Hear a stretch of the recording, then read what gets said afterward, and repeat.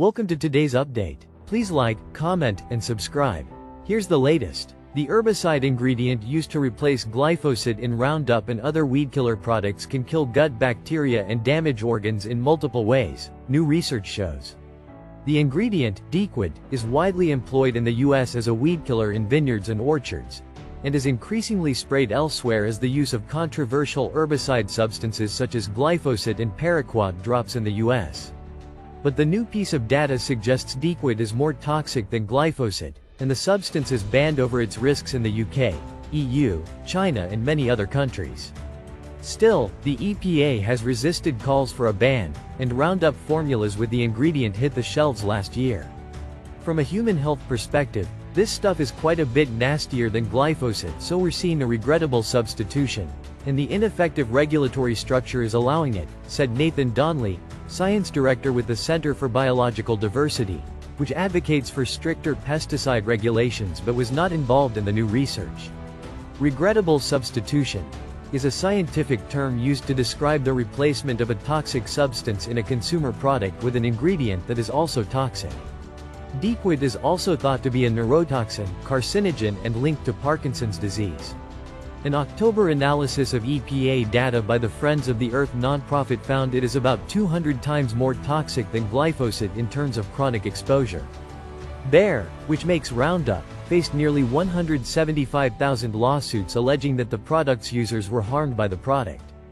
Bayer, which bought Monsanto in 2018, reformulated Roundup after the International Agency for Research on Cancer classified glyphosate as a possible carcinogen.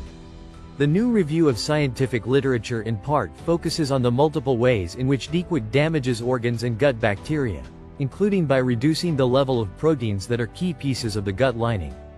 The weakening can allow toxins and pathogens to move from the stomach into the bloodstream, and trigger inflammation in the intestines and throughout the body.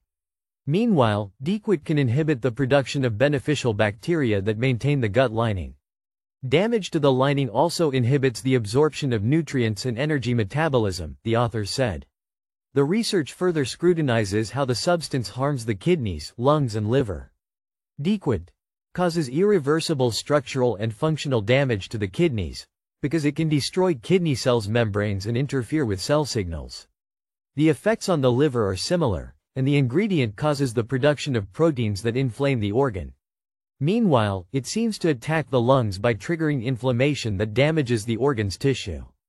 More broadly, the inflammation caused by Dequid may cause multiple organ dysfunction syndrome, a scenario in which organ systems begin to fail.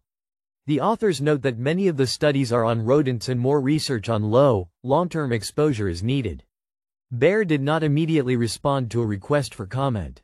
Despite the risks amid a rise in Dequid's use, the EPA is not reviewing the chemical, and even non-profits that push for tighter pesticide regulations have largely focused their attention elsewhere.